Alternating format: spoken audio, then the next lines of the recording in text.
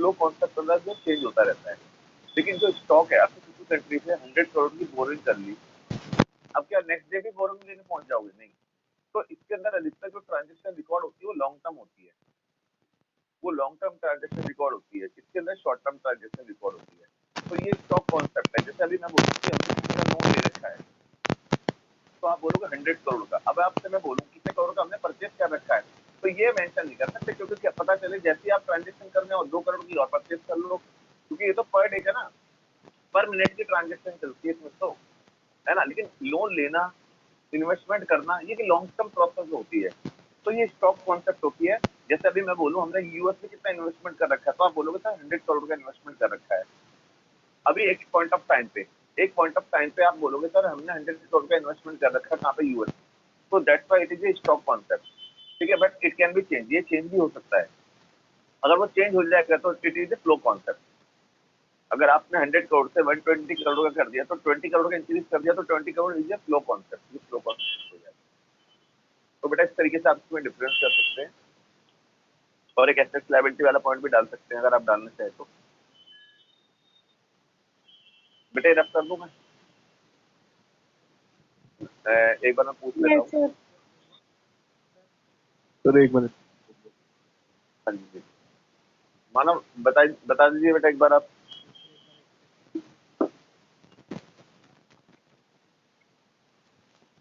मानव बता दो डिफरेंस। एक बार वो दिखा दो, एक मिनट स्क्रीनशॉट खींच लो।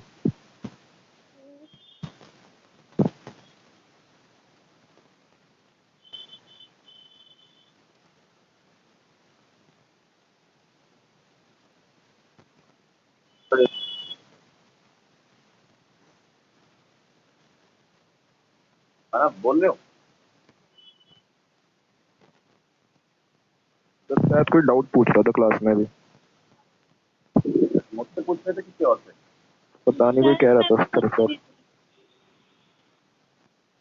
हाँ बोलो बेटा, कौन पूछ रहा है? सर मैं कहती सर इसमें एक पॉइंट ये नहीं डाल सकते कि जब करंट अकाउंट में वन साइडेड और टू साइडेड दोनों ट्रांजैक्शन होते हैं, लेकिन कैपिटल अकाउंट में टू साइडेड ट्रांजैक्शन।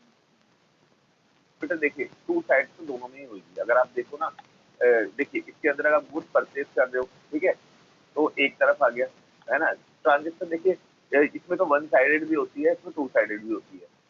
मतलब अगर आप जैसे आपको डोनेशन मिल रहा है, तो ठीक है वन साइडेड ना, बोरोइंग करते हैं, हाँ इसमें टू साइडेड होती है, क्योंकि अगर आप, हाँ इसमें टू साइडेड आप तो सही है।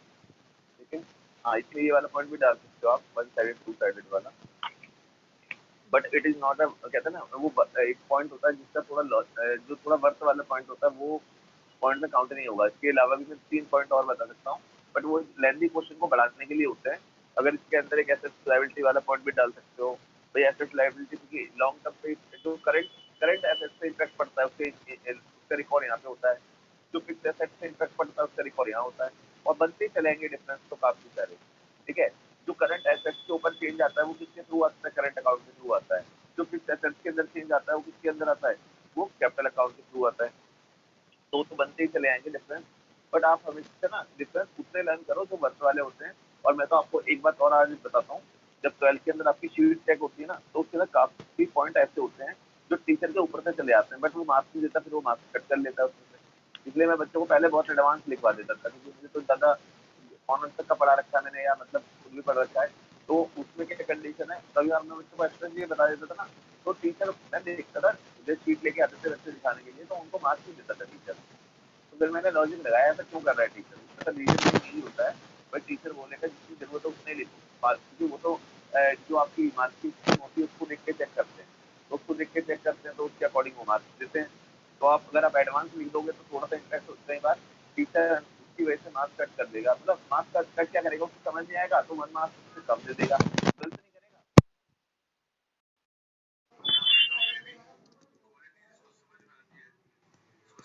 वो भी डाल सकते हो आप जो बोल रहे थे। तो बेटा ये आपका करंट अकाउंट, कैपिटल अकाउंट ये फिनिश हो गया। तो आज का जो हमारा टॉपिक, तो बेटा आज से जो हमारा नेक्स्ट टॉपिक है, इस टॉपिक का नाम है, ये जो टॉपिक आज हम स्टार्ट करेंगे, autonomous transaction and accommodating transaction. Autonomous transaction and accommodating transaction. जब मैं आपको बोल रहा था ना बीओपी ऑलवेज बैलेंस, बीओपी हमेशा बैलेंस रहता है, तो काफी बच्चों के माइंड में क्वेश्चन था सर ऐसा क्यों होता है? तो इसके लिए दो आइटम होते हैं, एक था autonomous item,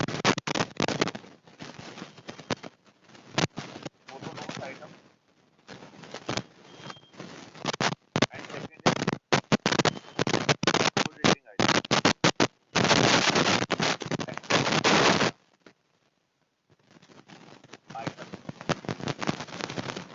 autonomous item and excluding item, ठीक है। तो जैसे फर्स्ट होता है ऑटोनोमस आइटम, क्या होते हैं ऑटोनोमस आइटम? बेटा देखिए बीओपी का काउंट जैसे मान लीजिए ऐसे बन के रेडी है, तो उसमें लाइन ड्रॉ होती है, एक लाइन ड्रॉ होती है, लाइन के जो अबव सारे आइटम होते हैं इन सब आइटम्स का मेन पर्पस होता है प्रॉफिट अर्न करना। इन सब आइटम का मेन जो गोल होता है वो क्या होता है, प्रॉफिट अर्न करना। और जो बिलो द लाइन आइटम होते हैं इनका not not to earn profit, not to earn profit, not to earn profit, इनका प्रॉफिट अर्न करना नहीं होता, मतलब प्रॉफिट को इग्नोर करते हैं इन लोग। तो बेटा ये जो आइटम्स होते हैं इसको बोलते हैं ऑटोनोमस आइटम, ऑटोनोमस आइटम। और it is called accommodating item, accommodating item. अभी भी आपको क्लियर नहीं होगा सर आपने क्या बता दिया है। देखिए जैसे मैं आपको मार्कर सेल कर रहा हूँ तो मेरा मेन पर्पस क्या है, मेरा मेन पर्पस क्या है, आपको प्रॉफिट अर्न करना। तो it is a autonomous item, ये ऑटोनोमस आइटम हो गया। अगर मैं क्या कर रहा हूँ अकोमोडेटिंग आइटम, जैसे मैं आपको लोन दे रहा हूँ, आपकी हेल्प करने के लिए लोन दे रहा हूँ, है ना, लोन दे रहा हूँ या आपसे लोन ले रहा हूँ, तो वो कौन सा आइटम हो गया, अकोमोडेटिंग आइटम हो गया। अकोमोडेटिंग आइटम में बताता हूँ अब क्या होता है, अब आपको बहुत अच्छे से क्लियर हो जाएगा। जैसे हमारा एक्सपोर्ट और इम्पोर्ट है, हमारा एक्सपोर्ट हुआ इसका 100 करोड़ का और इम्पोर्ट हुआ हमारा 70 करोड़ का। भाई हमने पेमेंट कितनी करी, 70 करोड़ की, और हमें इनकम कितनी हुई, एक्सपोर्ट करने पर तो इनकम होती है ना, तो 100 करोड़ की। तो इनके बीच का डिफरेंस कितना है, 30 करोड़। इनके बीच का डिफरेंस कितना है बेटा, 30 करोड़ डिफरेंस आ गया इम्पोर्ट के बीच का। एक्सपोर्ट हमारा ग्रेटर है ना इम्पोर्ट से, तो इसमें it is a surplus of our economy, ये हमारी इकोनॉमी के लिए सरप्लस हुआ। तो इस सरप्लस को गवर्नमेंट क्या करती है, लैंडिंग कर देती है। सरप्लस को क्या करती है गवर्नमेंट, लैंडिंग कर देती है, उधार दे देती है। इस सरप्लस को गवर्नमेंट क्या करती है बेटा, उधार दे देती है। It is accommodating item. ये कौन सा आइटम होता है, अकोमोडेटिंग आइटम होता है। That's why BOP always balance. मैंने बताया था ना बीओपी हमेशा बैलेंस क्यों होता है, तो वो इसकी वजह से होता है। जो हमने इस समय क्या करा, हमारा सरप्लस हुआ था, इसकी हमने लैंडिंग कर दी। एक बच्चा बोला था अगर डेफिसिट होता, अगर हमारा इंपोर्ट होता 100 करोड़ का और एक्सपोर्ट होता हमारा मान लीजिए एक्सपोर्ट होता हमारा 30 करोड़ का, तो हमें डेफिसिट कितने का हो जाता, 70 करोड़ का हमें लॉस हो जाता। तो इस लॉस को हम डेफिसिट को कवर करने के लिए क्या करते हैं बेटा, बोरोइंग करते हैं। तो डेफिसिट को कवर करने के लिए क्या करते हैं, बोरो करते हैं। तो ये बोरोइंग कर रहे हैं ना, जो हमने ऊपर तो लैंडिंग करी है और नीचे बोरोइंग करी, क्यों करी है, ताकि ये दोनों इक्वल हो जाए, ताकि ये दोनों इक्वल हो जाए। That's why BOP always balance due to accommodating item. ये वही आइटम होते हैं जिसकी वजह से बीओपी हमेशा बैलेंस होता है। मैंने बताया था आपको, ये जो नीचे आइटम दिए हुए हैं ये सारे के सारे अकोमोडेटिंग आइटम होते हैं। ये रहे आइटम, सरप्लस को अगर हम सरप्लस को लैंडिंग कर रहे हैं और डेफिसिट केस में हम क्या कर रहे हैं, बोरोइंग कर रहे हैं। That's why it's called accommodating item, because it is the main purpose this item establish for to establish BOP in equilibrium. ये आइटम इसलिए एस्टैब्लिश किए जाते हैं या इंट्रोड्यूस किए जाते हैं कि बीओपी कितने आ जाए बेटा, बैलेंस में आ जाए, नहीं तो इन आइटम का कोई काम ही नहीं होता। और ये आइटम कितना है, ये आइटम यही तो है सरप्लस और डेफिसिट। तो डेफिसिट हो रहा है जो हम लैंडिंग और बोरिंग कर रहे हैं, तो ये लैंडिंग बोरिंग की तो ये अकोमोडेटिंग आइटम होती है। और बेटा इन्हें बीओपी के एक टर्म्स में क्या बोला जाता है, इन्हें अबव द लाइन आइटम भी बोला जाता है, और दोनों जो आइटम होते हैं इन्हें अबव द लाइन आइटम भी बोला जाता है, और इन आइटम को क्या बोला जाता है, बिलो द लाइन आइटम, क्योंकि ये लाइन के बिलो होते हैं। That's why it's called below the line item. इसका नाम होता है, अल्टरनेटिव नेम होता है इसका, autonomous item. Autonomous item is also called above the line item and accommodating item is also called below the line item. तो ये शायद आई होप क्लियर हुआ होगा आपको, अकोमोडेटिंग बताया मैंने आपको। और ऑटोनोमस भी आपको पता चल गया। ऑटोनोमस इसीलिए किए जाते हैं, it is done for only for earn profit, ये प्रॉफिट अर्न करने के लिए किए जाते हैं। बेटा क्लियर हुआ, एक बार दोबारा ये समझा सब दो। चलो दोबारा बताते हैं। अभी एक बार और बच्चे से मैं पूछ लेता हूँ थोड़ा, सर ये सर सब किसी क्लियर होगा। और एग्जाम्पल से बता दो। अच्छा किसी और एग्जाम्पल से बताऊँ, चलो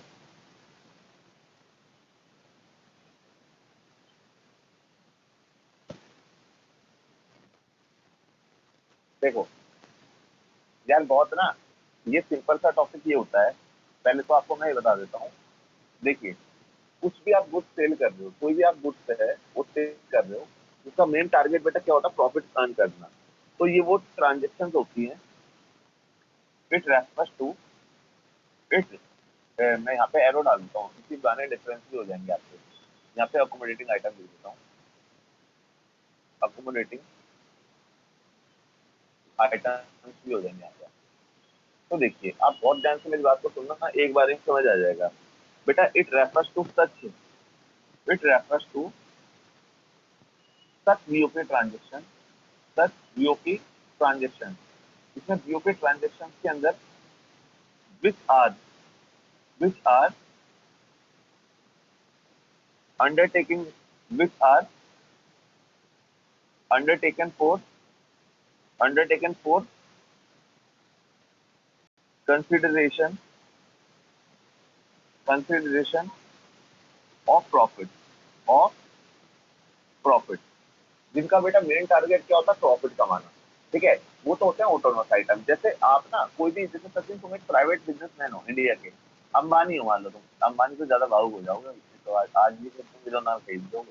देखो, अगर मान लो अंबानी से तुम्हारा भाई घरेलू रिश्ता है, तो तुमने बोला भाई तुम कोई भी गुड सेल कर रहे हो, तुम्हारा मेन पर्पज क्या है? कोई भी गुड सेल कर रहे हो, ये बताओ क्या होगा सचिन तुम्हारा मेन पर्पज? प्रॉफिट का मैक्सिमम। प्रॉफिट। तो तुम बेटा कहाँ पे माने जाओगे? ऑटोनोमस आइटम में माने जाओगे। कहाँ पे माने जाओगे? Autonomous item. ठीक है, लेकिन अगर ना क्या होता है, हमारी ये अकोमोडेटिंग आइटम कोई होते नहीं है। ये अकोमोडेटिंग आइटम गवर्नमेंट सेट करती है इन आइटम को। इन्हें कौन स्टैब्लिश करती है या कौन इंट्रोड्यूस करती है?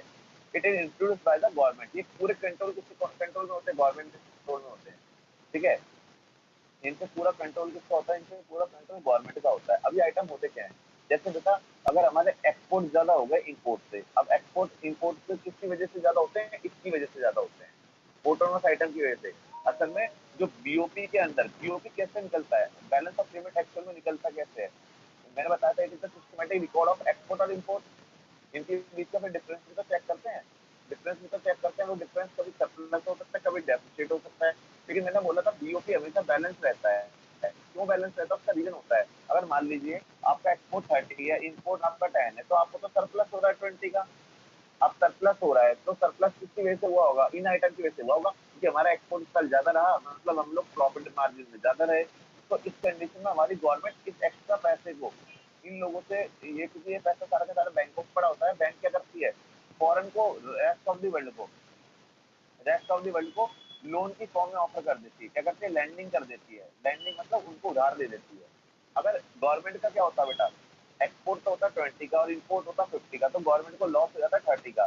तो भाई जब 30 का गवर्नमेंट को लॉस हो जाता है, तो गवर्नमेंट क्या करती है? इस पैसे, गवर्नमेंट इस पैसे को बोरोइंग करती। बोरोइंग कहाँ से करती? फ्रॉम अब्रॉड गवर्नमेंट लोन ले लेती। तो बेटा जो ये लोन ले रही है और गवर्नमेंट जो लोन दे रही है, तो इस आइटम का नाम ही क्या दिया जाता है? इस आइटम को आइटम बोलते हैं। इस आइटम को ही अकोमोडेटिंग आइटम बोलते हैं। मानव समझ आ रहा है भाई, नहीं आ रहा?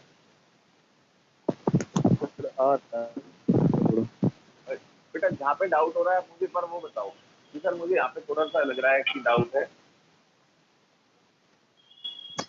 तो मतलब तो समझ में तो आ रहा है, पर थोड़ा वैसा एकदम क्लियरली नहीं एक्सप्लेन नहीं कर पा यार देखो, डीपली का तो है, तो तुम्हें इकोनॉमिक्स बनना पड़ेगा डीपली समझने के लिए। तो इसमें बहुत सिंपल सा, इसमें तो कोई मैंने वो भी नहीं बोला कि तुम्हें फॉर्मूला लगाना है या तुम्हें इसका अभी वो करना है, डेरिवेशन करना है, कुछ ऐसा कुछ बोला ही नहीं है। इसमें सिंपल सा लॉजिक है। अगर जैसे आप कंट्री के ऑनर हो, आप एक कंट्री को चला रहे हो या गवर्नर हो आप आरबीआई के, तो के गवर्नर के तौर पे अगर आप देख रहे हो हमारी इकोनॉमी के अंदर एक्सपोर्ट इंपोर्ट ज्यादा है, तो उस आइटम का नाम दिया जाता है कि ऑटोनोमस आइटम को दिया जाता है। जितने भी हमारी कंट्री के अंदर प्राइवेट एंटरप्रेन्योर होते हैं, उनका मेन टारगेट बेटा क्या होता है? उनका मेन टारगेट होता है प्रॉफिट अर्न करना, तो वो ऑटोनोमस आइटम होते हैं सारे के सारे। लेकिन यदि ऐसा कोई आइटम है जो बीओपी को बैलेंस बनाने के लिए किया जा रहा है, जो गवर्नमेंट कंट्रोल कर रही है पूरा का पूरा, तो बेटा जैसे हमारे एक्सपोर्ट और इंपोर्ट से ज्यादा हो जाते हैं, किसकी वजह से हो रहे हैं? सारा ड्रामा हो रहा है इसकी वजह से। अगर एक्सपोर्ट इंपोर्ट ज्यादा है, या तो एक्सपोर्ट ज्यादा होगा इंपोर्ट से, तो बेटा सरप्लस हो जाता है। जब सरप्लस होता है तो गवर्नमेंट बोलती है हमारी कंट्री कल सरप्लस में रही है, तो गवर्नमेंट के जो 20 करोड़ का सरप्लस होता है, इसको फिर फॉरेन को ऑफर कर देती है लोन के लिए। कि आइए हमारे कंट्री से लोन लीजिए, हमसे बहुत सारे क्वांटिटी में अवेलेबल पड़ा हुआ है। क्या अवेलेबल पड़ा हुआ है? मनी अवेलेबल पड़ी हुई है। आके you can take a borrowing from our country. आप हमारी कंट्री से बेटा बोरो कर सकते हो, ठीक है। ऐसा बोल रहा था अगर लोन लेना, फालतू क्वेश्चन उठते हैं ना बच्चों के, तो अगर बोलते हैं सर अगर मान लो वो लोन लेना, अगर नहीं लेगा तो पैसा हम पे रखा ही हुआ है, लेकिन गवर्नमेंट कहीं ना कहीं उस पैसे को इन्वेस्टमेंट करेगी फिर, मतलब गवर्नमेंट अपने पास उसको पैसे को रखेगी ही नहीं, कुल मिला के इन्वेस्टमेंट करेगी कहीं ना कहीं। तो गवर्नमेंट ऐसा क्यों कर रही है? ताकि बीओपी हमेशा बैलेंस हो जाए। बीओपी हमेशा, अब जैसे भाई ये क्या था 20 का दे देगी, तो भाई क्या होगा 10 इक्वल टू 10 आ जाएगा, तो बीओपी बैलेंस नहीं हो जाएगा। और यहाँ पर क्या था बेटा, हमारा इम्पोर्ट ज्यादा था, एक्सपोर्ट कम, उसने 30 का लोन ले लिया होगा। 30 का लोन लेके जब मैं इसमें ऐड करूंगा तो ये क्या होगा, 50 नहीं हो जाएगा, तो बीओपी क्या हो जाएगा, हमेशा बैलेंस हो जाएगा। तो ये अब हमारे समझ में आ गया। जो हम लोन ले रहे हैं, लोन दे रहे हैं। अब समझ में आ गया। सचिन आ रहा है भाई समझ में? हाँ भाई आ गया आ गया। चल यार अभी एक बच्चे ने एक छोटा सा क्वेश्चन उठाया था अभी 12 से क्लास में, एक क्वेश्चन में आधा घंटा लग गया था, क्योंकि उस क्वेश्चन का कोई मतलब ही नहीं था उस टॉपिक से। उसने अपना घर का क्वेश्चन पूछ लिया उस टॉपिक में घुसेड़ के। तो मैंने बोला हम तो पढ़ा रहे मैक्रो, तेरे घर की बात हो ही नहीं थी, लेकिन वो क्वेश्चन बार बार पूछे जा रही थी। तो उससे क्वेश्चन क्या हो गया, बहुत लेंथी खिंच गया और उस क्वेश्चन को रिलेटेड नहीं निकला था, उसके घर के ऊपर ही बात आगे निकल गई। तो देखिए इट रेफर्स टू, इसमें वो ट्रांजेक्शन आती है, refers to such BOP transaction, such BOP transaction which are not undertaken,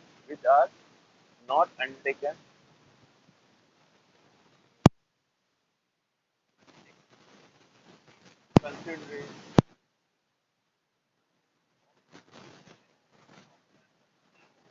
इनका मेन मोटिव क्या होता है, बीओपी को बैलेंस करना। ये किसके लिए की जाती है? इसकी वजह से बीओपी क्या होता है, इनबैलेंस होता है। these आइटम जो ये आइटम्स होती हैं are the cause of BOP imbalance. ये बीओपी को बेटा क्या करती है, इम्बैलेंस करती है, ठीक है। और these are mean to restore मतलब दोबारा। बीओपी को किस में लाती है बेटा, बीओपी को बैलेंस में लाती है। these item mean to restore BOP balance, ये बीओपी को दोबारा बैलेंस में लाती है। और ये जो आइटम होती है आपकी, ये क्या करती है बेटा, बीओपी को इनबैलेंस करती है, क्योंकि ये तो एक्सपोर्ट इंपोर्ट में ज्यादा करती है, ठीक है बेटा। इन आइटम पे कोई इफेक्ट नहीं पड़ता बीओपी की, बीओपी फेवरेबल है या बीओपी अनफेवरेबल है, इन आइटम पे कोई इफेक्ट नहीं पड़ता, बस इस आइटम पे इफेक्ट पड़ता है इसका। ये भी आप लिख सकते हो अगर लिखना चाहो तो।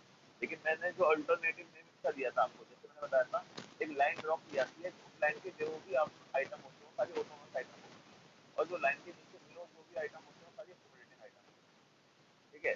तो ये सारी की सारी बेटा जो ऑटोनोमस आइटम होती है, it is also called these items also known as above the line item, above the line item, इन्हें above the line items भी बोलते हैं बेटा। ये लाइन की above होती है, above the line items of BOP, इन्हें बीओपी के above the line item बोलते हैं। और these items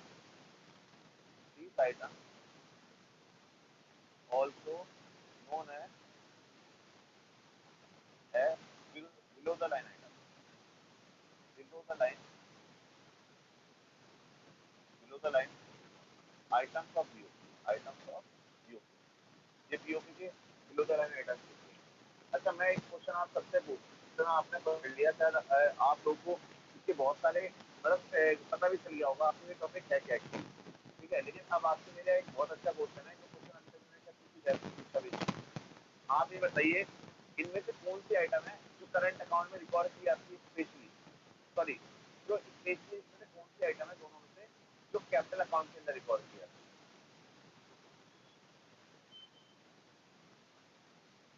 अब मैं पूछ लीजिए उसके बाद, ये ऊपर नाम किसका दिखा रहा है, आदित्य का दिखा रहा है, आदित्य आप बताओ। Aditya yes sir. बताइए बेटा। सर इसमें ऑटोनोमस आइटम आएगा। ऑटोनोमस आइटम आएगा, बहुत बढ़िया। चलिए आदित्य ने ऑटोनोमस आइटम बताया। क्वेश्चन मेरा याद है ना आपको, क्या बोला मैंने?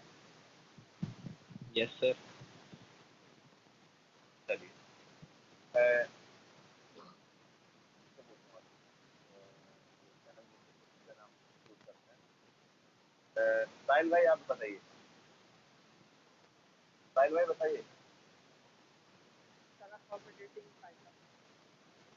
साहिल भाई बोल रहे हैं कोऑर्डिनेटिंग आइटम। अच्छा सचिन भाई आप बताइए। यस सर, अकोमोडेटिंग आइटम आएगा। Accommodating item आएगा, बहुत बढ़िया बेटा। क्योंकि अकोमोडेटिंग आइटम आएगा तो क्या हम ना जो लोन आदित्य है, जब हम किसी से लोन लेते हैं हम लैंडिंग करते हैं, बोरिंग करते हैं। अगर हम बोरिंग कर रहे हैं जैसे लैंडिंग कर रहे हैं तो उसका रिकॉर्ड किसमें आता था आपको याद है? उसका रिकॉर्ड आता है ना कैपिटल अकाउंट में। और यहाँ पे क्या किया जाता है, अगर आपको याद हो तो अकाउंटिंग आइटम में इसलिए हम लैंडिंग और बोरिंग करते हैं। तो अकाउंटिंग आइटम में जो स्पेशली रिकॉर्ड किया जाता है उसमें किया जाता है कैपिटल अकाउंट में किया जाता है। और जो गुड्स हम सर्विस गुड्स और सर्विस हम परचेज सेल करते हैं, एक्सपोर्ट इंपोर्ट करते हैं, तो सारे ऑटोनोमस आइटम होते हैं। और इनका रिकॉर्ड स्पेशली काम पे किया जाता है बेटा। इसका रिकॉर्ड कहाँ पे किया जाता है? स्पेशली इसका रिकॉर्ड करंट अकाउंट में किया जाता है। मतलब ये पॉइंट मैं अपने लॉजिक से बता रहा हूँ। इसके अंदर शायद दिया हो या ना दिया हो, मैंने इसलिए याद नहीं। इसके अंदर तो दिया होगा या नहीं होगा। बेटा क्लियर हुआ है जिससे? Yes sir. बेटा दोनों कथी को दिव्या मानव। Yes sir. चलिए यस सर। चलिए बेटा नेक्स्ट टॉपिक की तरफ चलना। अब आपकी थोड़ी सी आज एक छोटी सी क्लास के आपका जो एग्जाम है इस टॉपिक से ये चैप्टर आपका फिनिश हो गया है। ठीक है, चैप्टर ये मतलब कहते हैं ना जो बुक के अकॉर्डिंग दिया हुआ है चैप्टर वो फिनिश हो चुका है आपका। लेकिन आपको बुक के अकॉर्डिंग कोई करना है चैप्टर। अभी तो इतने सारे क्वेश्चन है जो एग्जाम में पूछे जाते हैं, जो अब आपसे मैं पूछूंगा और आपको रीजन देना होगा उसका मुझे। ठीक है, आप सब बच्चों को मुझे उसका रीजन भी देना होगा।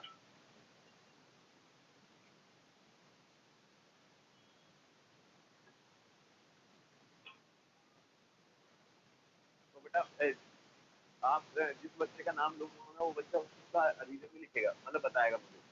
ठीक है, वर्बली। क्योंकि ये सारे क्वेश्चन मैं इस साल जो लेटेस्ट बुक पढ़ी हुई है मैं उससे पूछने वाला हूँ। मैं बुक उठा रहा था, ये क्वेश्चन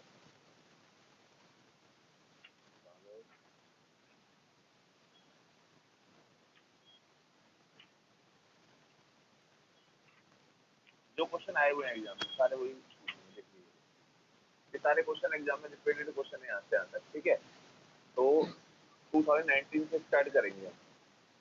2019 के क्वेश्चन इसमें सारे दे रखे हैं।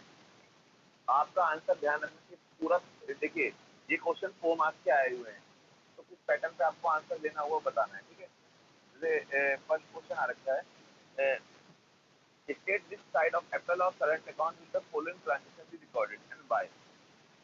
State on which side of capital account or current account or current account will be the will the following transaction be recorded and why. Question इस टाइप का आएगा आपके सामने। बेटा वो जाओ कि what is the meaning of current account, explain the component, वो नहीं आता। अब क्वेश्चन इस टाइप से आते हैं। तो इसके अंदर फर्स्ट पॉइंट दिया हुआ है मेरे सामने, import of mobile phone from China. भाई हमने इंपोर्ट करे हैं बेटा मोबाइल फोन चाइना से। तो इसका आंसर जैसे एग्जाम में लिखना होगा ना 2 मार्क्स का वैसे बताना है। कई बच्चे बोलेंगे सर कैपिटल, कहीं बोलेंगे करेंट, अगर कहीं ना कहीं तुक्का फिट हो जाएगा। लेकिन आपको रीजन के साथ बताना है ये मुझे आंसर।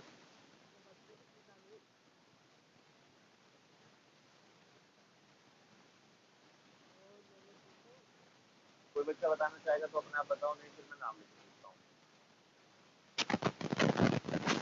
लक्ष्मी बताइए, पब्लिक ने बोला आपको सर करंट अकाउंट में। करंट अकाउंट में। अच्छा, ये तो मैं पहले ही बोल रहा था। कोई ना कोई बोलेगा करंट अकाउंट है क्या मेरा अकाउंट। अच्छा, करंट अकाउंट में है क्या, इसका रीजन क्या लिखोगे? सर बिकॉज क्या कहते हैं, आउटफ्लो